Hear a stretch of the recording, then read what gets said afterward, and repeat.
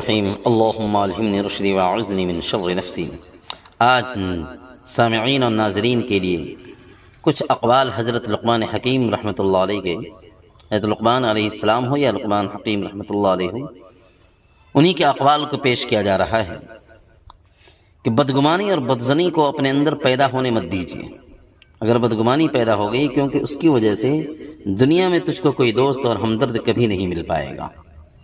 اسی طریقے سے وہ لقمان حکیم فرماتے ہیں کہ وہ بات جو دشمن سے آپ پوشیدہ اور چھپائے رکھتے ہو، اس کو اپنے دوست سے بھی پوشیدہ اور چھپائے رکھ۔ ہو سکتا ہے کہ یہ بھی دوست کبھی کسی دن تیرا دشمن ہی بن جائے۔ اسی طریقے سے وہ فرماتے ہیں کہ جاہلوں کی صحبت سے پرہیز کیا کرو، کہیں ایسا نہ ہو کہ تجھ کو بھی وہ اپنا ہی جیسا بنا لے۔ جو کام آپ خدا کے لیے کرتے ہو، اس میں بندوں کی ملامت کی کچھ پرواہ نہیں کرنی چاہیے۔ جس مجلس میں ذکر خدا اور ذکر رسول صلی اللہ علیہ وسلم ہو، بیٹھ جایا کرو۔ جس مجلس میں اللہ اس کے رسول کا ذکر کیا جا رہا ہو، بیٹھ جایا کیجئے، شاید کہ اس رحمت میں سے تجھ کو بھی کچھ مل جائے۔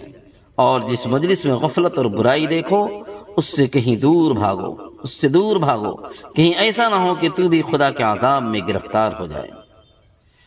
اسی طریقے سے وہ فرماتے ہیں کہ اگر لوگ تجھ کو اس صفت سے بلا رہے ہوں جو تجھ میں نہیں ہے، تو ان کی تعریف سے خوش مت ہوئیے، کیونکہ جاہلوں کے کہنے سے ٹھیکری کبھی سونا نہیں بن جاتی ہے۔